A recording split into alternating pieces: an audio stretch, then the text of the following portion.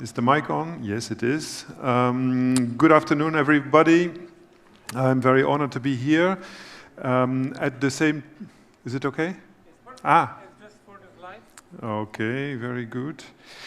I'm very embarrassed that I need to run out at 4 o'clock to catch a flight. I'll try to keep it very short, give you opportunity to ask questions and interact. My email is at the end of the presentation. I'm sure you can download it or access it, and please don't hesitate to engage me, to contact us with whatever question or comment or suggestion you may have. 2 words about ARC Advisory Group. We are a consultancy. We started working on market research studies in industrial IT and automation. We're still doing that, and on top of that we do some other things like consulting both to the providers like Siemens, Honeywell, and also smaller ones, and the large users, the industrial users, in different sectors like oil and gas, pharmaceuticals, chemicals, automotive, and so on.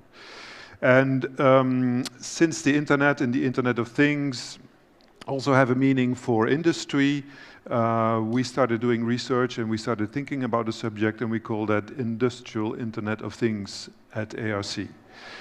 And we published some articles about that. You may have seen this or similar predictions about the number of connected things that are going to double by 2020, or maybe more, or even maybe much more. In any case, there is an exponential growth in connected things to the internet, and also connected industrial things to internet. Now, an industrial thing, an IIoT thing is kind of a strange concept, but an industrial connected thing in our mind, but this changes, we have less certainties than we had before, is an industrial asset. So this can be a pump, it can be a mixer, it can be maybe even a building, which is a platform for applications and services, which is probably most likely remotely manageable, configurable, maintainable, repairable. It is connected, so it is part of an ecosystem that can take different shapes. And it is secure. Security is coming back all the time. But I think we're taking care of it. And it has local capabilities as well. It has local computing and storage. It can probably do autonomously a health check or diagnose how well it feels, how many hours it can still function without help. It has communication facilities via Wi-Fi, via Ethernet, via industrial Ethernet. There are a plethora of ways of connecting industrial things.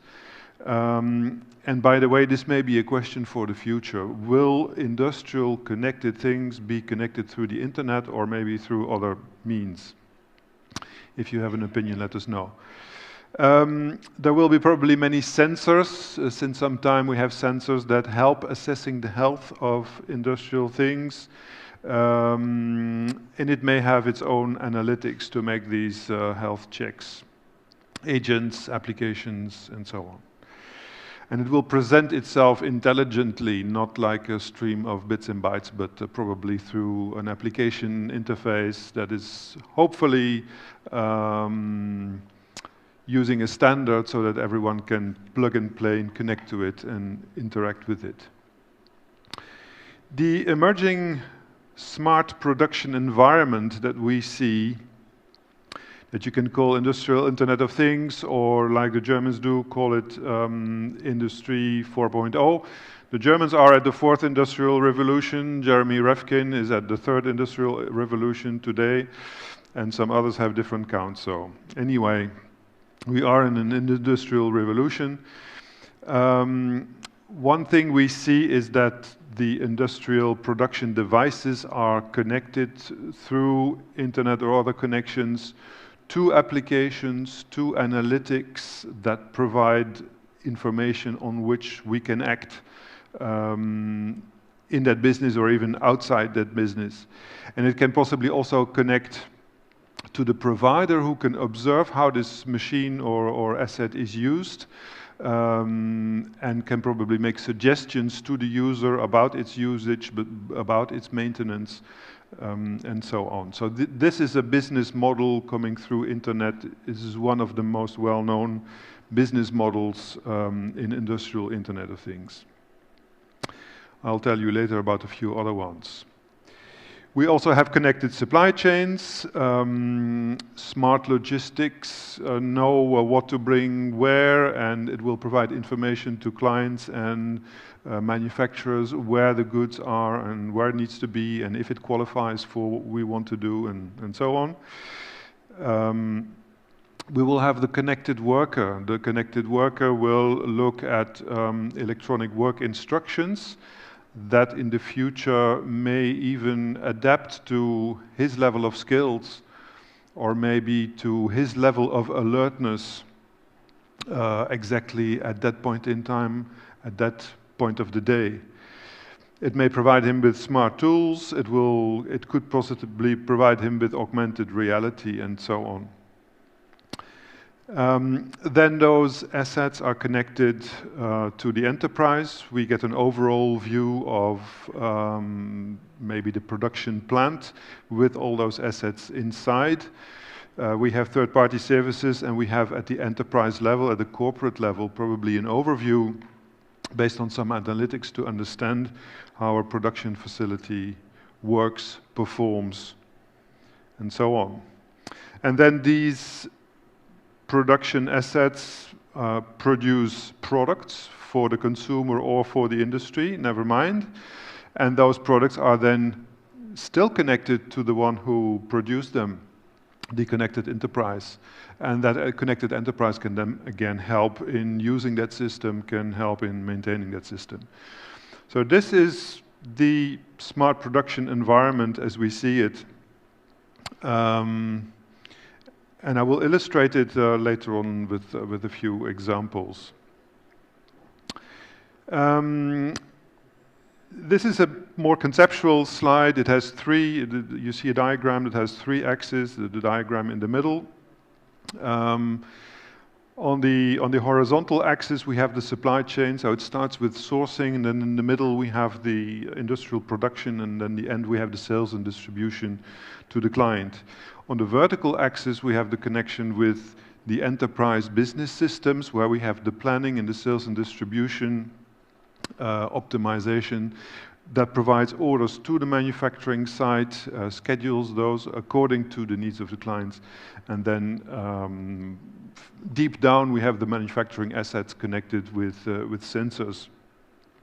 Then there is a third axis, which is the product lifecycle axis, where we start with the research, engineering, design, building and manufacturing, and then the other side of the life cycle, when the product has been provided to the client, we have the services.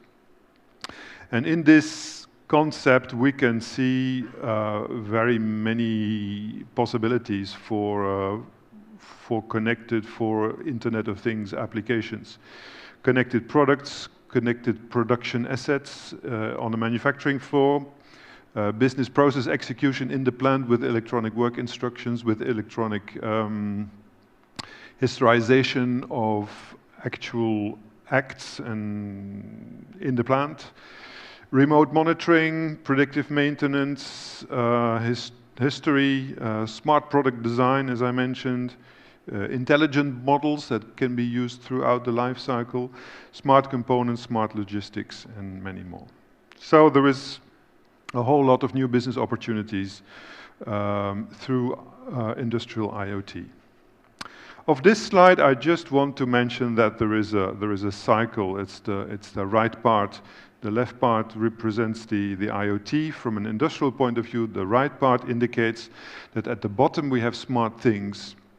These things, through gateways and networks, provide information. That information we can analyze, we can make predictions on, and based on those predictions we can make decisions, and those decisions can then again be used for making directive and taking corrective actions, or taking whatever other actions related or unrelated to the smart thing. So this improvement cycle is very similar to the cybernetic control mechanism. We measure and we correct. It's like the thermostat in your home. If the temperature goes above a certain level, it switches off the heating, and if it goes below, it switches on the heating. This is the most simple control, but this is another form of control. How will it impact industrial companies? We will see more and more sensors. They become more and more cheap. Actually, I was in the Open Hardware conference in the morning, and I realized that next year I need to come in shorts and on a skateboard. So this is the sensor family. We will have more and more data. With those data, we can do more and more things. So we will have analytics and predictive analytics. At the same time, that will create visibility. So we will create dashboards and views on what we do. At the same time, the uncertainty will increase because we will have more variability. We will have more personalized products. We will have more volatility in energy prices due to all kinds of events happening in the world. So the visibility will help, but at the same time we will have also more uncertainty. We will have more and different software. It is one supposition that assets may reorganize in the plant real-time autonomously, and that implies that also the production systems will have to reconfigure autonomously in real time. We will have new architectures. Alessandro has greatly helped in that with his IoT architecture. We will have new customer relationships, new service relationships, new ecosystems, and also new business models. IoT use cases. I see I'm getting a little bit tight on time. I will maybe give you one example that I think is a good example of a new business model today, and it comes from the oil and gas industry. Exploration and production of oil and gas is happening more and more simultaneously.